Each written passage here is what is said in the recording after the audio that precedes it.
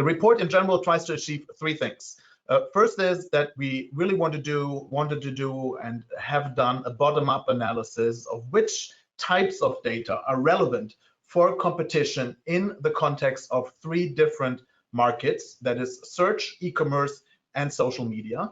And second, we wanted to do a summary and a discussion of the theories of harms related specifically to the data collection, data agglomeration, and data exclusiveness in these kinds of markets, which then gives a bottom-up analysis and a foundation for the potential need for regulating access to data.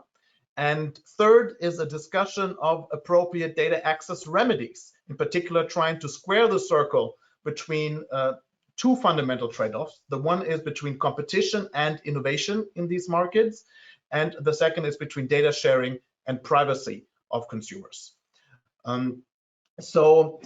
It's really a pity in a sense, because we did so much bottom-up analysis that I can only present the tip of the iceberg here, because I really think the strength is in that it presents more depth than some of the other policy reports on similar subjects, also technical depth. But I don't have time to go into that in detail here, so I really urge you to read the report on these matters. So what I do now is, following the structure that I just laid out, first we go through the value of data and harms. Again, this is just a really superficial snapshot here, and there's much more to explore in the report on these things. Basically, at this aggregate level that I'm presenting now to you, we corroborate many of the things that have been said in policy circles before. But the report goes in much more detail here. With respect to online search, we have found convincing evidence in the excellent literature on this that detailed user data is especially relevant for search quality, and they're specifically for the discovery of new search, or the relevance and the ranking of new search terms. So search terms that have not been seen before, how good is a search engine in providing results for those? In terms of e-commerce, detailed user data is also very relevant and helpful for competition, particularly for the recommendation of new products, and also recommendations of products and services for new users that were not with the platform before. And in media platforms, particular social media platforms, detailed user data is also relevant for the personalization of content and targeted advertising. Here specifically also access to campaign data, assessing the clicks and sort of the interaction with ads is particularly relevant. Now, what this means, if you sort of try to get a coherent picture from these three case studies at one higher level of abstraction, there's a number of things we can learn generally about these markets. First is that with a good, strong consumer-facing product and a large number of consumers, you immediately sort of increase the breadth of data that you get in the user profiles. By breadth of data, we mean how many users are represented in your data set, in the data that you have about consumers. So this is sort of the representativeness of the data for a larger consumer base. And here data is often created as a byproduct of usage. So clicks, searches that you do while using a specific service. Also the kind of data that's not so easily replicable at another platform, another place, simply because the attention of consumers is limited, and you can not use several platforms in the same amount of time. You have to allocate your attention. And we also show that there's positive but diminishing returns from broader data sets. So there's been a debate about this, that once you know something about some users, then you can infer a lot about all other users that you've not seen before. So this is true to some degree, that there's diminishing returns, but generally the returns are always increasing with more users, and I'll come back to that point in a minute. Then more data on individual users automatically sort of the depth of the user profiles. So how many things do you observe about a specific user? That is what we call the depth user profiles. And also here we can show that more data on user behavior gradually improves the quality of algorithmic learning. So the more you know about a specific user, the better it is for algorithmic learning. It is also true here that there's a diminishing return at some point. But generally, if you think about that a lot of these data sets are scarce, and I'll show you that on the next slide, then the more you're learning more about the specific user reduces the sparseness of this data set, and that is particularly valuable. So it reinforces the benefits of broader data sets. There's the economic value is also dependent on the timeliness of data, so how fast, how accurate, how timely, how recent is the data, how accurate is it, and how granular is the data. So how fine sort of is the observations that you make. And part of the story, of course, is also for completeness here that data alone doesn't really have value. So you need to refine it with complementary inputs, that being computing resources, skilled labor, and relevant algorithms, of course. So just because this is sort of important also in understanding our policy recommendations in a minute, when we talk about breadth and depth of data, what exactly do we mean?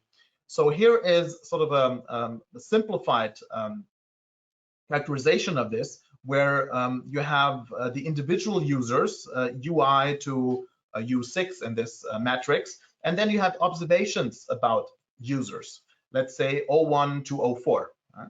So the more you know about specific users, so the more you have of these O's, the deeper is your data set, and the more users are in the data set, the broader is the data set. And generally in these applications that we talk about, these kind of matrices that you can do, like this one here, they're usually very, very sparse. Think about e-commerce, for example, where a single user only buys a very small subset of the products available at an e-commerce site. Yeah? And so there's a lot of zero entries or null entries sort of in this matrix, and this is what sparsity. And this is what sort of the challenge is in terms of algorithmic learning, to be dealing with that sparsity. And this is where more data, either in the breadth dimension or in the depth dimension, is usually very helpful in improving sort of recommendations, particularly for new products, new users, or a combination of these, so new search terms, for example, as well. Okay, so much for the value of data, where we spend some time doing it bottom up. Now coming to the harms that might be associated with data collection. And here we build on a number of reports and also theory papers that have been written on this, particularly at their core being the notion of so-called data-driven network effects. So this is feedback loops coming from data. And I'm sure you heard about this one way or another. So I'm not going to spend too much time on this. So the basic idea is that if you have a strong consumer-facing service, you get more data, which helps you to improve your service more for the reasons I've shown you before, which then helps you to attract more users, and so on and so forth. So this is what can lead to market tipping. And this is distinct from just simple network effects, where the product might increase, the value of the product might increase just because more people are using it, like in the social network. This is specific now to the improvements of the quality of the product because you have more data to improve it. What's also relevant is that this kind of data advantage can also spill over to related markets and also induce tipping there. This is what has been labeled the domino effect, for example. And this is also what can be fostered in sort of ecosystems where you use envelopment strategies, for example, bundling one product with another. And also a thing that we highlight in the report is the use of auxiliary data services that facilitate, for example, financial transactions, services that facilitate web tracking, or services that facilitate authentication across a number of websites, independent websites, which allow to collect even more data without the need for competition in these markets. Because a lot of times the data-driven network effects, it's nothing inherently bad per se, because it also means there's a lot of efficiency in collecting data at one place, which helps you to improve products. But if you don't actually are not a competitor in a single market, then the benefits of that, of course, are more limited, and the harms might become stronger. And in terms of the harm specifically, it's the case that these data-driven network effects do create entry barriers that then shield partly from competition, which then leads to a reduction in innovation. So you might argue there's a lot of innovation in the platform markets generally, and that might be true, but the argument here is that it could even be more if there weren't these entry barriers. And these entry barriers, there's a nascent literature on this, is also that this has led to sort of kill zones, because also venture capitalists are not so prone anymore in providing money for companies that compete head-to-head or want to compete head-to-head with a firm that has a lot of access to consumer data, which the entrant does not. Now, this brings me to the policy objectives, where it has been argued in some reports that data sharing can lead to sort of a contestability of the incumbents. That if you share, for example, search data, search logs, then this can lead to sort of another search engine overtaking Google as the dominant search engine. We think this is an unrealistic goal. First of all, because you cannot share the same amount, same depth of data for privacy reasons alone, and also because there's a lot of these complementary resources I've talked about, computing skills and so on, which are also not so easily duplicated. So we don't think that's realistic. What we rather encourage policymakers to think about is really niche entry and growth.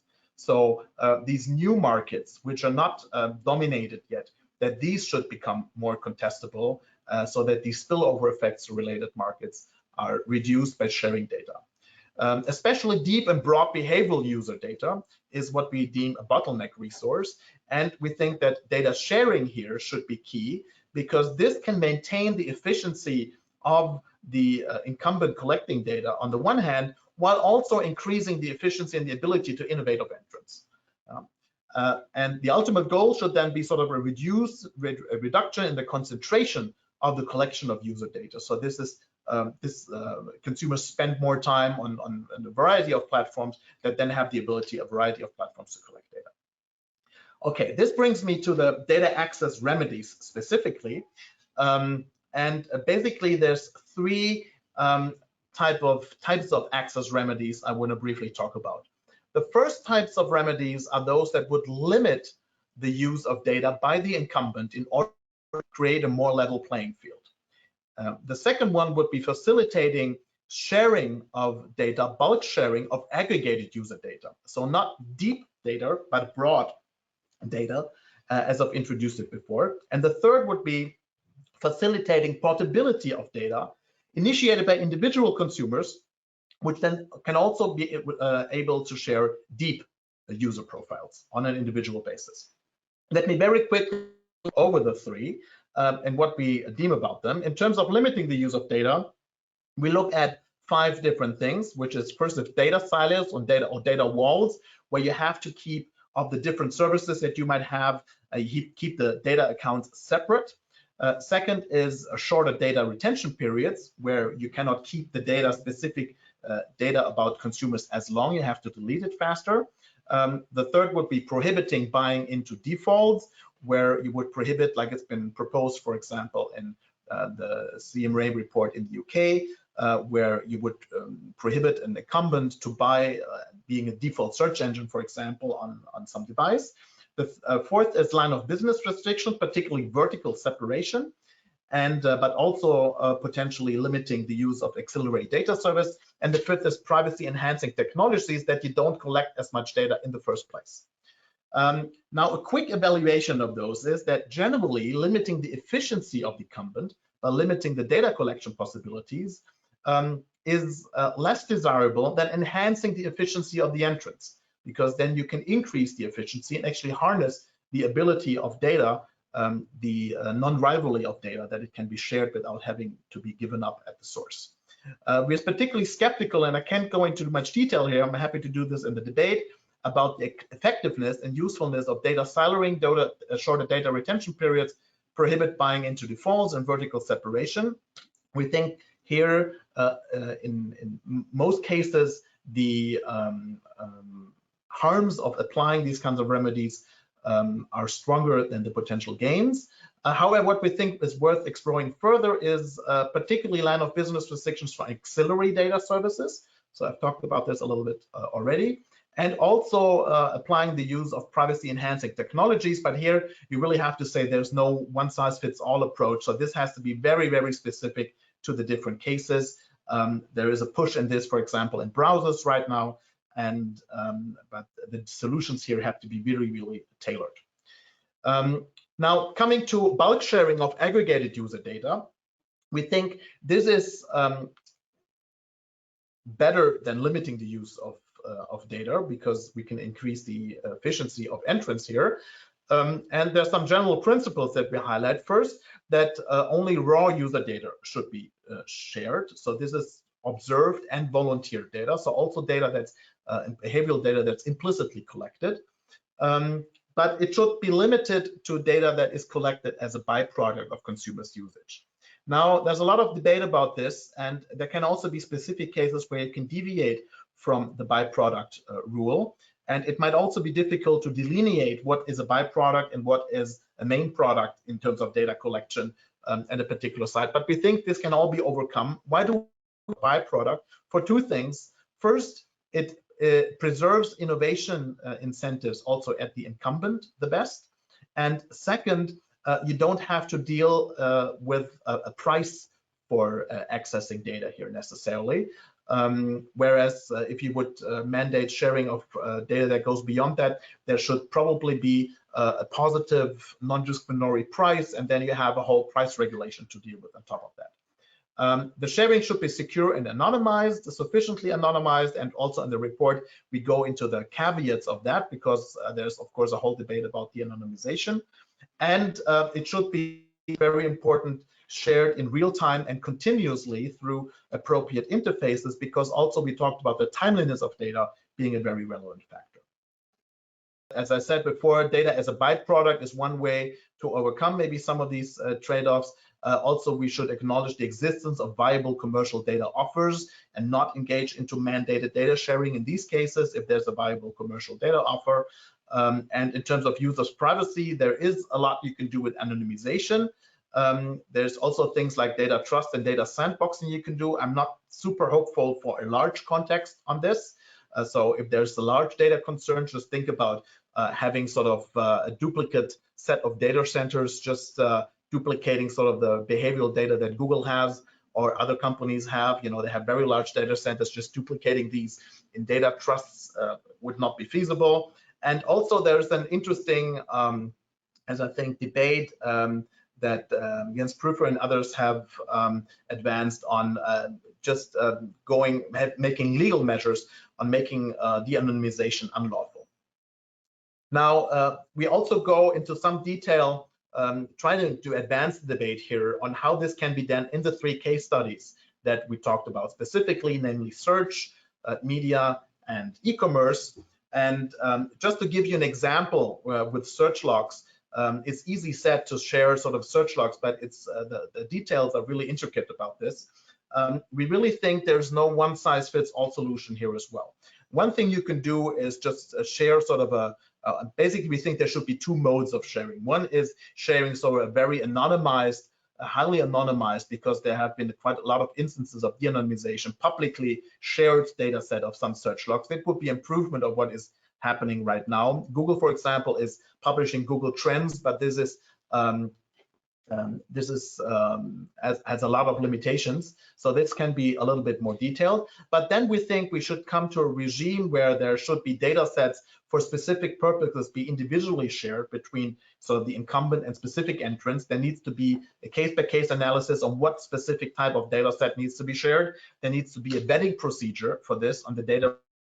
And this can also come about with additional safeguards and contracts, for example, on liabilities concerning de-anonymization.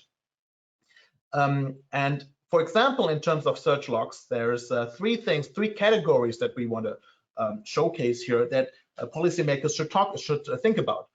Basically, you have data on the query itself. This is a keyword. This can be a timestamp. or connected queries in the same sort of session. Then you have data on the search results page, which a lot of times is at least equally important for improving algorithms. So what has been clicked on, for example. And there's also a lot of results that have never been clicked on. So 50% is about zero-click searches nowadays. And then there's data on the user specifically. So what do we know about the user? What kind of browser has he or she used, for example? What kind of location has he or she been in while searching? So you see there's a whole array of granularity of data, of things, of categories of data that are more or less useful for different applications. And there's really no one-size-fits-all approach in what should be shared here. So this needs to be done on an individual basis. Now, the last word is, the last issue is on portability of individual user data. And here we also refer a lot to the report we've done before on this, but here for more from a competition perspective. Here we also think that only raw user data should be shared, basically under the same scope as Article 20 GDPR, but not motivated by GDPR here. We think it should be requiring, there should be a possibility for consumers to give fine granular consent. So not port all my data, but very specifically what kind of data they want to be ported, and potentially also whether you want that someone else can port parts of your data, for example, in a conversation that you had. And this should also be done on a real-time continuous basis, which goes beyond the provisions in GDPR. And for this also we need open and secure standards and with a high reliability and performance. This is similar to what has been done in PSD2, for example. Now, finally, to sum up the presentation, there are some conclusions that we can draw. Especially observed behavioral user data has been found to be very relevant and a bottleneck resource for algorithmic learning in these markets. Data-driven network effects can create significant entry barriers, which have a number of harms for competition.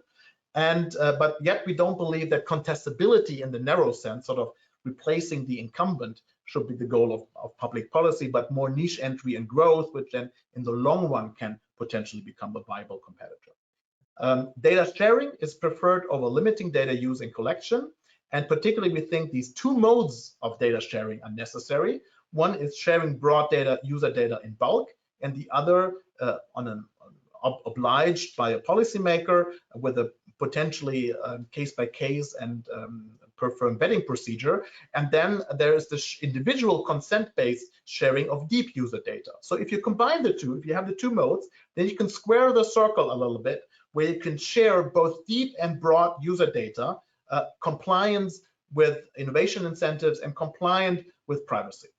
And in any case, particularly, as I said, the data sharing of the bulk data sharing of aggregated user data, which probably most contentious issues here, needs a careful case-by-case analysis and before it can be superimposed.